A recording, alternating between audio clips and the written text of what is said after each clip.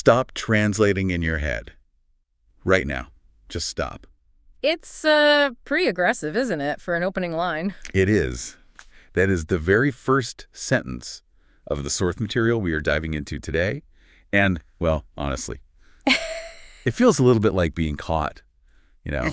Like the author is standing right behind you, listening to you mentally rehearse how to order a coffee. It's a direct order, for sure. And, I think it's a necessary one. Oh, absolutely. Yeah. And if you're listening to this and you've been trying to learn English, or really any language, you know exactly why that sentence hits so hard. You feel it. You know the grammar. You've memorized the vocabulary lists. You even have the apps on your phone with the little green owl. Ah, yes. The owl. The one that threatens you if you miss a day. We all know the owl. We all fear the owl. You respect the owl, but we fear him. Yeah. But the point is, you've done all the work. You've put in the hours.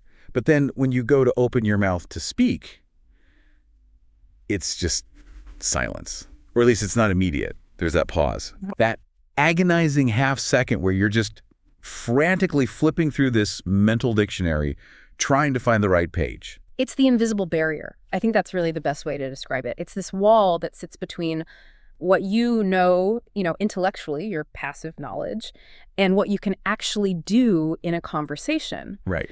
And what we're looking at today is this really fascinating guide. It's called Unlocking Fluency, the 7-Day Direct Thinking Challenge. And the diagnosis it offers right from page 1 is kind of refreshing because it shifts the blame. It's not just study harder. No, not at all. It says the problem isn't your accent. It isn't that you don't know enough words. You don't need another vocabulary list. The problem is what it calls translation delay. Translation delay. I like that term. It sounds like, I don't know, a medical condition or maybe a software error, system buffering. Yeah, exactly. Which, based on how painful it feels in a conversation, it might as well be. But before everyone panics thinking we're about to do a 60-minute grammar drill, because nobody wants that, I just want to say I am so relieved that this deep dive is not about conjugation tables. Exactly. This is not a grammar lesson. Okay. And that is such a crucial distinction to make right at the top. If you treat language purely as like an academic subject like math or history, you are going to get stuck in that translation trap. You're stuck in the classroom. You are. What we're exploring today is described by the source as a mental shift. It's more like a rewiring of the brain. We're looking specifically at the Day 1 protocol from the 7-Day Challenge. The whole mission here is to break that habit of translating and to actually start living in English. Living in English, that sounds lovely, doesn't it? A bit sophisticated, but it also sounds, well, pretty intimidating if you're currently struggling to say, pass the salt without rehearsing it 5 times in your head. It does, but the promise here, what the source calls the big promise, is that the goal isn't just to speak faster. It is to, and I love this phrasing, remove the middleman. The middleman. The middleman is your native language. The goal is to feel and to react and to connect directly. No filter, no delay. Okay, let's unpack this. Because removing the middleman sounds great in business. Yeah. Cut out the costs, increase the profit, and apparently it's great in language learning too. But why is this habit so hard to break? I mean, why do we even do it in the first place? Right. The source material starts by identifying the origin of this bad habit, and it points the finger at some pretty established institutions. It really does. It points the finger squarely at how we were all taught to learn. It's a systemic issue, really. Yeah. Schools, textbooks, even those apps we just mentioned, they all reinforce a very specific neural pathway. Yeah, think about your first English class. I remember mine so vividly. You sit down, the room smells like chalk and anxiety. You open a book, and what's the first thing you see? 2 columns. Exactly, the 2 columns of doom. List A is your native language. List B is English. The teacher probably held up an apple and said, in your language, this is manzana or palm. In English, it is apple. So immediately from day 1, your brain creates a chain, a dependency. A crutch. It's a crutch. You see the object, you think of your native word, and then you equate it to the English word. You are literally taught to match word for word. Table equals mesa. Run equals quarter. It's basically code breaking. You're treating English like a cipher for your own language. Like English is just your native language wearing, a trench coat and a funny hat. Precisely. And that works fine for a written test. If I give you a piece of paper and 10 minutes to decipher a paragraph, you can do it using that method. But conversation is fluid. Conversation is chaos. It's fast. It doesn't wait for you. It does not wait. And when you are stuck in that code-breaking mode during a dinner party, you introduce what the source calls the half-second pause. The half-second pause. Okay, this is the killer. Walk us through the mechanics of this, because I think everyone listening has felt it, but maybe hasn't, analyzed it. We just think we're slow. You aren't slow. You are just taking a massive detour. So imagine you're in a conversation. Someone looks at you and asks, what did you do this weekend? In a direct thinking model, which is how a native speaker operates, it's a straight line. Input comes in, what did you do? Meaning is understood instantly, and output goes out. I went to the park. It's A to B. Clean, simple, efficient.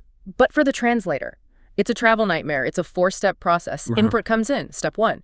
You have to translate that input into your native language just to understand what was even asked. Okay, he asked what I did. Right. Step 2. You formulate your answer in your native language. Okay, I went to the park with my dog on Sunday. It was sunny. You build the whole story. In your comfort zone. In your comfort zone. Yep. Step 3. You then translate that fully formed answer, word by word, into English. I went to the park with my dog. And then finally, step 4, you speak. It's like taking a flight from New York to London, but having a mandatory layover in Antarctica. That is a fantastic analogy. You are going so far out of your way. Yeah. And that layover, that's the half-second pause.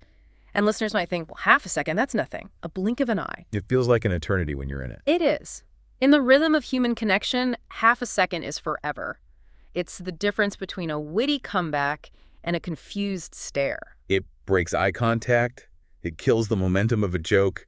It makes the other person feel like they're, interviewing a computer that's buffering. Yes, that's it. It creates this subtle social distance. You're physically present in the room, but mentally you're away in that little translation booth in your head. And it is so exhausting. I mean, just listening to you describe that 4-step process makes me feel tired. I feel like I need a nap. And that is the next major point the source brings up. The cost in mental energy. There is a massive cognitive cost to this. The source explicitly mentions that translating while listening and speaking creates cognitive overload. You are literally doing double the work of everyone else in the room. Double the work for half the result. Right. And this leads to what they call translation fatigue. Which explains so much. It explains why, after a day of trying to speak a new language, or even just one coherent hour-long conversation, you just want to go into a dark room and not talk to anyone. It's not that you're shy or an introvert. Your brain has genuinely run a marathon. It literally has. The source dives into the neuroscience here, which I find so fascinating because it really validates that feeling of exhaustion. It distinguishes between 2 steps versus 1-step processing in the brain. And this is based on fMRI studies, right? They can actually see this happening. Yes, exactly. Functional MRI scans show that when you're in what they call translation mode, 2 distinct areas of your brain light up. You have the first language area activating to process the meaning, and then the second language area activating to find the label. The signal has to jump across the brain. It's choppy, it's inefficient, it burns more glucose. So your brain is literally working harder to achieve the same result. It's like driving with the handbrake on. Much harder.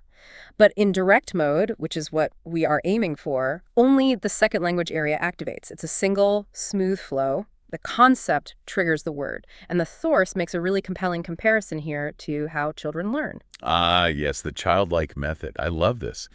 Because I've never really stopped to think about this before, but babies don't have a first language to translate from. Yeah. A toddler doesn't have a pocket dictionary or, Google Translate. Right. A toddler doesn't see a dog, think canine or hund in some pre-language, and then translate it. They see the furry barking thing, the visual, the sound, the excitement, maybe the fear, and the sound dog is directly attached to that raw, multisensory experience. The sound is the thing. The sound is the thing. The goal of this whole 7-day challenge is to unlearn the adult habit of filtering everything through a pre-existing database and to return to that direct connection. Sound equals object. Feeling equals word. So we're essentially trying to bypass the adult brain's tendency to overanalyze everything and get back to that raw, childlike connection. The source lists 3 specific penalties of translation that we need to be aware of. We've touched on energy, but let's look at the other 2. Speed and accuracy. Speed is the most obvious victim of that half-second pause. You lose the rhythm of the conversation. But accuracy is where it gets really interesting, and I think this is where most advanced learners get stuck. The source argues that translation is almost never perfect because words rarely have exact one-to-one matches across languages. The nuance is lost. Completely. It just evaporates in the process. Oh, totally. Yeah. I mean, think about it. How many times have you tried to translate a specific joke or a very specific emotion, and it just falls completely flat? You say it, and everyone just stares at you. And you have to say the most embarrassing thing in language learning, which is, well, it's funny in my language. All the time. The source mentions that your native word for happy might carry a slightly different cultural weight or context than the English word happy. Or take a word like saudade in Portuguese. You can translate it as longing or missing, but you lose the soul of the word. You lose the texture. So when you're translating, you're not just bringing a word across. You're bringing all the baggage and the grammatical structure of your native language into English. Exactly. And that creates phrasing that just sounds off. Right. It sounds foreign, not because of your accent, but because the thinking pattern behind the words is foreign. You're building an English house, but you're using blueprints from a completely different country. The plumbing doesn't line up. The windows are in the wrong place. That's a great way to put it. And this leads us perfectly into the next section of the deep dive, which is this battle between the textbook robot and the natural human. The source material goes hard on this. It basically tears apart the standard "I am fine, thank you" response. And it should. Yeah. I mean, think about the last time a native English speaker actually said to you with a completely straight face, "I am fine, thank you, and you." It just doesn't happen. I feel like if someone said that to me, I'd look around for a hidden camera. It sounds like something from a hostage video. I am being treated well. I am fine. It does. It's robotic. But that is exactly what textbooks teach as the correct and polite answer. The source highlights that native speakers almost never use these standard phrases in casual conversation. And the reason why is critical. Natives don't translate the word for an emotion. They express the feeling directly. So instead of clinically reporting, I am happy or I am fine, what does the source say a real human would say? Because we need alternatives here. If I can't say I am fine, what do I say? Well, it lists a bunch of options that are more like reactions to reality. So instead of the robotic "I am fine," a native speaker might say, "I'm good," or "can't complain," or even "life is good." Notice how those aren't just clinical descriptions of an internal state. They are, engaging with the world. They're more conversational. Yeah. And for I am fine, it suggests things like hanging in there or same old, or, and I love this one because I use it constantly, the sarcastic living the dream. Living the dream is a classic example of something that you simply cannot translate literally. It's impossible. Oh, absolutely not. If you translate living the dream into, say, German or Japanese, people will think you're actually, asleep and dreaming. Or they'll think you have achieved all your life goals and are currently in a state of nirvana. They'll ask to see photos of your yacht. But in an English context, said with a sigh and a tired look, it means, I am exhausted, I hate my job right now, but I am surviving. See, that is the nuance. If you are translating word for word, you miss the sarcasm, you miss the cultural context, you miss the connection. You might actually congratulate them. Oh, how wonderful that you are living your dream. And then they look at you like you have three heads. And that disconnect, that little moment of confusion, is what keeps you on the outside of the culture. You can know all the words, but if you don't know the feeling behind the words, you aren't really communicating. Right. And the source uses this really cool visualization exercise to prove this point. It calls it the beautiful sunset test. I tried this when I was reading the notes, and it was so revealing. I caught myself doing exactly what they said not to do. Let's do it for the listener right now. I want you, wherever you are, unless you're driving or operating heavy machinery, please, keep your eyes on the road, but if you can, just for a second, close your eyes. Take a breath. Yeah. Now imagine the most spectacular sunset you've ever seen. Okay. Maybe it was at the beach, maybe over a city skyline. See the oranges, the purples, the way the light hits the clouds. Really picture it. Got it. Okay, I have it. It's gorgeous. Now, what is the first thought, the first word that pops into your head? Be honest with yourself. Did you think the English word beautiful? Or did you, for just a split second, think the word for beautiful in your native language first? Did you think bello, schön, kirai? That is the vital question. The source says that the vast majority of learners see the image, the concept of beauty hits their brain, they think their native word, and then their brain goes, okay, find the English equivalent, beautiful. And the goal is to shorten that chain. The goal is See beauty, think beautiful, no pit stop. Exactly. No mental dictionary. You want the visual experience of the sunset to trigger the English word immediately and automatically. That right there is the definition of fluency. It's not about how many fancy words you know. It's about how directly you can access the simple ones. So that's the what. We know what we're doing wrong. We're translating sunsets in our heads. But how do we actually fix this? Because just telling someone, stop translating, is easier said than done. It's like telling someone, don't think of a pink elephant the moment you say it. There's the elephant. Right. You can't just will yourself to stop.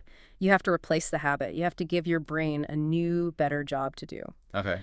And the source gives us some very specific, actionable exercises in Section 3, which is called How to Rewire the Brain. And it all starts with something called sensory connection practice. This feels like the absolute core of the day one protocol. It is. This is where we get into the nitty-gritty. The whole idea is to bind the English word to the physical experience, to the sensation, completely bypassing the native language. The source gives 3 examples to practice with: sunshine, rain, and home. So let's walk through sunshine. Because the instruction isn't just to look at the sun and say the word sunshine. That's just labeling, right? That's still a bit detached. Right. That's just digital flashcards. This is about embodiment, about sensation. The source says, don't just say the word, close your eyes, feel the warmth on your skin, see the golden light through your eyelids, smell the fresh air. The idea is that the sensation of warmth on your skin is the word sunshine. That's a powerful shift. So you're not linking sunshine to the word soul or soleil. You're linking sunshine directly to the physical heat hitting your face. Correct. You are forging a direct neural pathway. You are associating the raw sensory input with the English label. Let's look at rain. Don't translate go outside or just listen. Hear the drops hitting the roof, that rhythmic tapping. Smell the wet earth. You know, that smell, petrichor. That specifically unique smell of rain on hot asphalt. Oh, it's the best smell. It's incredible. Feel the drop in temperature, that entire sensory package, the sound, the smell, the cold. That is rain. You want to merge the word and the world. And home, that's a bit more abstract. It's not just a physical sensation, it's more emotional. It is, but it's deeply emotional. And emotion is even stickier for memory than sensation. The source argues that home isn't a building. It's a feeling of safety. It's the smell of familiar food cooking. It's the sound of your family's voices, or just the comfortable silence of your own space. So when you walk through your front door after a long day, don't think of the word for house in your language. Feel that physical drop in your cortisol levels, that relaxation of your shoulders, and attach the word home to that specific feeling of relief and safety. I love that. It makes the language feel so much more personal. It's not just data you're memorizing, it's your life. It's how you actually experience the world. And that's how it sticks. Emotion is the superglue of memory. If you just tried to memorize a dry level of words, the brain discards it because it seems irrelevant to your survival. But if you attach a word to a strong feeling like the safety of home or the warmth of the sun, the brain prioritizes that information. It says, pay attention, this is important. The source also moves from these, sensory words to actual situation response drills. This is about taking that principle and applying it in social situations, breaking the bad habit loop and installing the good habit loop. Yeah. We give a few scenarios. Let's look at the greeting scenario. Okay, so the scenario is simple. A friend walks up to you and asks, how was your day? The bad habit loop looks like this. You hear the question, you pause, you think about your entire day in your native language. It was busy, I had that terrible meeting, then I got lunch. You try to formulate a perfect sentence, you translate it, and then finally you speak. It's slow. And it usually comes out sounding a bit, generic and awkward. Exactly. The good habit loop is you hear the question, you don't think about the events, you feel the weight or lightness of your day. Was it heavy? Was it light? Was it frustrating? And you let that feeling trigger the words directly. So if you had a good day, you don't think through all the sentences. You just feel that lightness and let it come out as pretty good, actually. Right. You trust the feeling. Or let's look at scenario B, gratitude. Someone holds the door for you and says, thank you. The old way is to search for the polite phrase in your mental textbook. You scroll through, you're welcome, my pleasure, it was nothing. And by the time you've picked one, they're gone. They're halfway down the street. The new way is to just feel that quick flash of connection with the person and say the first thing that comes to mind, no problem, or anytime, or you got it. The response should come from the emotion, not the dictionary. It feels more authentic that way, too, more human. It is. It connects you human to human, not textbook to textbook. And the food one scenario C, I can definitely relate to this. You see amazing food. This is a primal one. You see a delicious burger or a beautiful salad. The bad habit is to construct a grammatically perfect but clinical sentence. This dish looks delicious. The good habit is to let the desire, the hunger, speak for you. Wow. Wow, that looks amazing. I Wow. need that.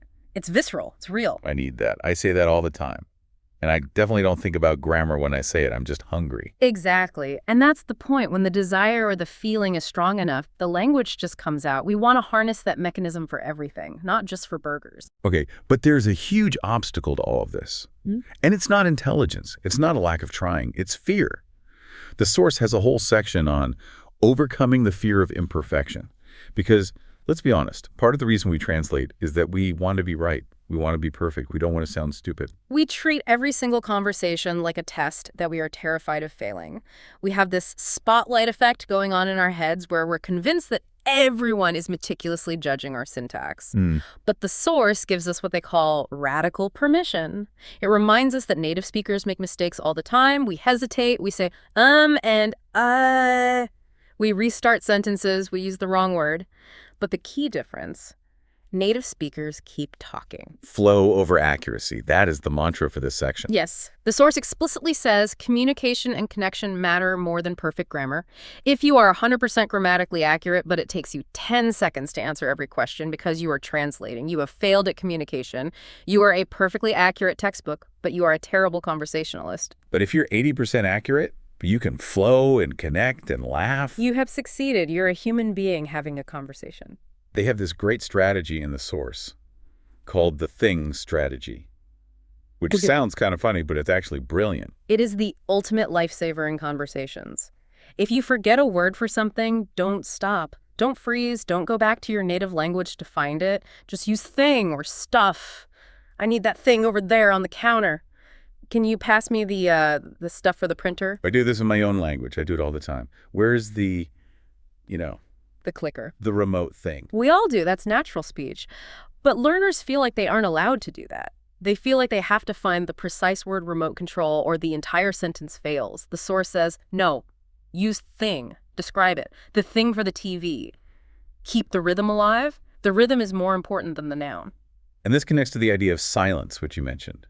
The source distinguishes between healthy silence and awkward silence. This is a crucial distinction for your confidence. A healthy silence is about 2 seconds long. It's processing time.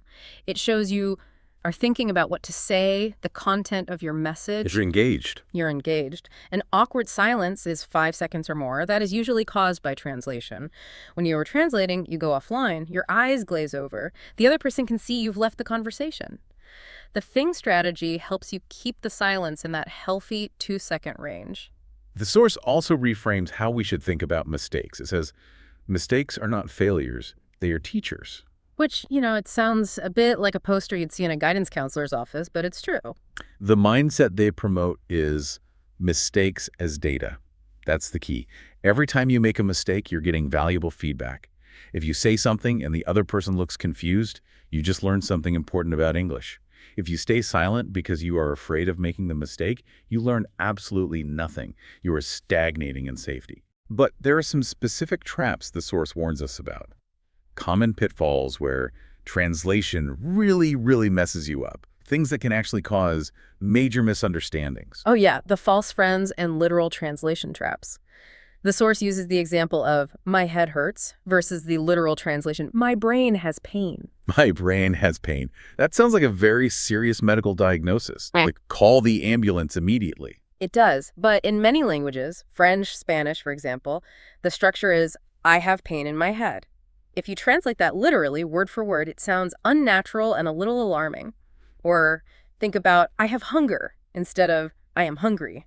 These are structural differences that translation will never solve. You have to learn the English pattern directly. And false friends, those are the really dangerous ones. The words that look the same in your language but mean something totally different in English. The source mentions actually and eventually. These are classic traps for many European language speakers. In a lot of Romance languages, a word like actualmente or actuellement means currently or right now. But in English, actually implies a correction or a surprise, like actually, I don't like that. So if you translate your native actualmente to actually, you might accidentally sound really argumentative. You think you're saying, currently I work here, but it sounds like you're correcting someone. Actually, I work here. And eventually is another big one. Huge. In some languages, it means possibly or maybe. In English, it means in the end or finally after some time. I will eventually do it means I will do it later, for sure, not I might do it. Imagine the confusion that could cause. Will you marry me eventually? Exactly. In one language, that's a very polite maybe. In English, that's a yes, but not right now. That's a huge, huge difference. And these are the dangers of relying on the mental dictionary. Direct thinking avoids this because you learn the word eventually from its context, from seeing how it is used in a timeline, not from matching it to a word in your language that just looks similar. So we've talked a lot about output, how to speak directly. But let's flip it and talk about input. Section 5 covers advanced direct input. Because if you are translating what you hear, you are also slowing yourself down. Listening is half the battle. If you're busy translating incoming audio in your head, you will always be 2 sentences behind the conversation. By the time you've translated the first sentence, the speaker is already on their third. You're perpetually playing catch-up. It's impossible to keep up. It is. So the source suggests a method. Listen without translating. The process is simple to state, harder to do. Hear English, understand directly. But how? That's the big question. If I don't know the words, how could I possibly understand? That seems like magic. It's not magic, it's strategy. You have to change what you were listening for. The source suggests you start by listening for keywords. Ignore the prepositions, the articles, all the small fluff. Just listen for the nouns and verbs. Man, run, bus. You get the picture. You're grabbing the skeleton of the sentence and filling in the gaps. Exactly. You fill in the gaps with logic. Your brain is a prediction machine. Let it do its job. Also, listen for emotion. Is the speaker shouting? Are they whispering? The tone of voice gives you at least 50% of the meaning. If someone is screaming, bus, it doesn't matter if you know the grammar. You know you need to move. And finally, listen for chunks. Chunks. I love this concept. It's such a game changer for listening. So explain chunks to us. What is that? It's about seeing language as Lego blocks instead of individual grains of sand. See you later is one chunk. It's one unit of meaning. You don't analyze it as see a verb plus you a pronoun plus later an adverb. You just hear the goodbye chunk. Okay. I don't know is a chunk. What do you think is a chunk? By the way, is a chunk. So you're training your ear to swallow the whole phrase at once. Exactly. Native speakers speak in chunks, and we listen in chunks. If you try to dissect every single word as it comes in, you'll drown. If you learn to grab the chunks, you can float. This also applies to how we build vocabulary. The source says, vocabulary building without lists. Which, again, hallelujah. I'm so tired of lists. No more 2-column lists. Right. The source advocates for something called context guessing. If you hear a sentence like, the sky is unknown word, and you look up and see a perfectly clear blue sky, you guess that the word means blue. You don't stop the conversation to run to a dictionary. You trust the context. But you have to accept uncertainty. That's a big one, I think. It is so liberating. It is okay not to understand every single word. That is a huge realization. Yeah. Native speakers miss words all the time in conversation. We just nod and keep listening because the meaning usually clarifies itself later in the sentence or the conversation. But learners panic. Learners panic when they miss one word and they stop listening to everything else to try and figure out that one word. By the time they figure it out, the conversation is over. Panic is the enemy of fluency. Now, the source has some pretty strict rules for media consumption. And this one might be a bit controversial for some people who love their Netflix. The subtitle rule. No subtitles in your native language. Period. It's a hard rule. The source is very firm on this, and the logic is sound.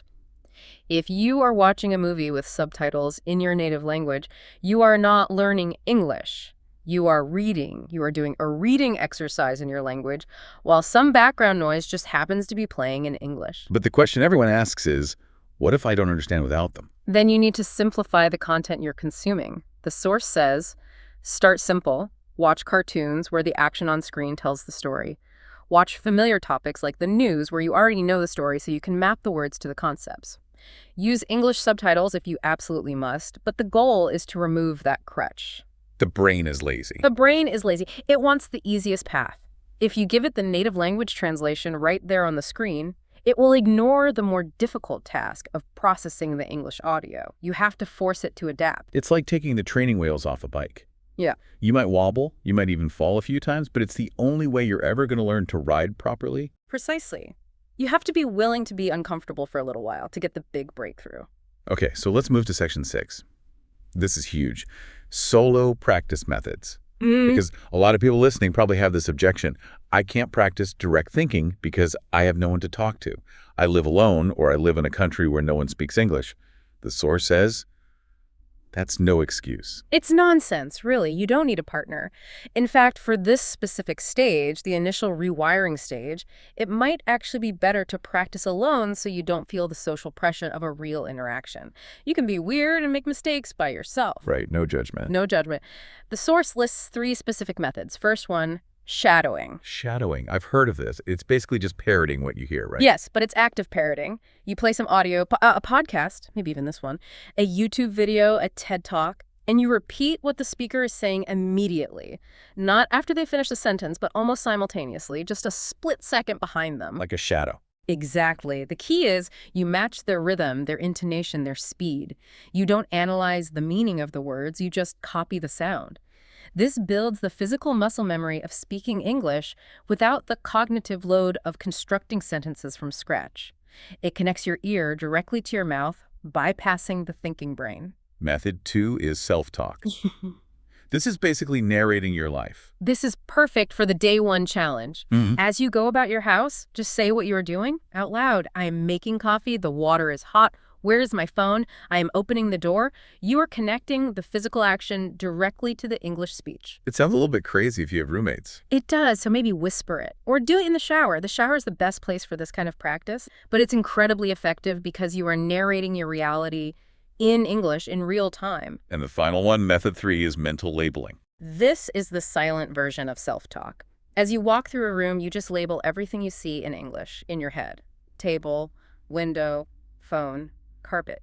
But here is the advanced layer that the source adds, emotional labeling. Oh, this is interesting. How does that work? When you feel an emotion during the day, you consciously label it in English in your mind. When you feel tired, don't just think, I'm tired. Say the word tired to yourself. When you get excited about something, label that feeling excited. When you're stuck in traffic and you feel frustrated, say frustrated, you are mapping the English vocabulary directly onto your internal state. You're claiming those emotions in English. Exactly. It's like tagging your reality with English metadata. You are overwriting the default tags in your brain that are currently in your native language. Which brings us to the grand finale of the source material, section 7. The roadmap. Why 7 days? Why not 30? Why not just 1 day? It's about neuroscience again. Neural pathways need repetition to form, but they don't need a lifetime. 7 days is a sweet spot. The source outlines a timeline. Day 1 is awkward and forced. It's going to feel weird. You will feel silly saying lamp out loud to a lamp. I felt silly just thinking about it. We all do. But by day 3, you'll feel a noticeable shift. You'll reach for a word and surprise. The English word might come out first. That's the magic moment where you see it's working. And by day 7, it starts to become the new normal, your new default mode. So it's not about becoming perfectly fluent in 7 days. No, let's be realistic. It'll make you fluent in 7 days. But it will change how you process the language. It fundamentally changes the operating system your brain uses for English. So let's get to the homework. The day 1 action plan. This is what our listener needs to do today. Not tomorrow, today. The source gives a very specific, very simple checklist. I hope you have a pen or are ready to remember this. First, morning. The moment you wake up, say out loud, today I think directly in English. You have to set the intention for the day. Second, labeling. Find and name 10 objects in your home directly. Look at the lamp, say lamp. Look at the door, say door. No translation, just see and say. Third, emotion. Catch yourself feeling 3 distinct emotions during the day and attach the English word to them. Stress, hunger, joy. Just label them internally. Got it. Fourth, speaking. Speak 1 full sentence to someone or just to yourself without translating it first. Just one. I need coffee is a perfect start. This is good. It is cold today. And finally, night. Right before you sleep, say, I'm becoming a direct English thinker. It seems so simple when you lay it out like that. 10 objects, 3 emotions, 1 sentence. It is simple, but it is profound. Because with each one of those small actions, you are interrupting a lifetime habit. You are proving to your brain that it can operate in direct mode even for just a few seconds. You are cracking the door open. And that leads us to the final point of the source, the outro. which focuses on an identity shift. This is the most powerful part for me. The ultimate goal isn't just to learn English as a subject. It is to become an English speaker. When you translate, you are a tourist in the language. You are visiting. You are looking at the sites through a guidebook. When you think directly, you are a resident. You live there. You have the keys to the city. Direct attachment, not translation. That's the mantra they repeat. That's the mantra, and the source asks for one final visualization. It says, close your eyes one last time. Think, I am here now. Feel that presence, that feeling of being grounded in the moment. That is you speaking English, not translating it, boning it. I love that. It's about claiming ownership of the language. It's not something foreign and outside of you that you have to decode. It's becoming a part of you. Exactly. It's yours. So here is our call to action for you, listening right now. Start now, not after this deep dive is over, not tomorrow. Right now, look at an object that is near you. Is it a cup? A steering wheel? A phone? Just name it. Say the English word. Don't think of your native word first. Just name it. Break the barrier, just for one word. Freedom, connection, and a new identity are waiting for you on the other side of that translation wall. Thank you for diving deep with us today. It's been a real pleasure. Now go name some stuff. We'll see you in the next deep dive. Goodbye. See ya.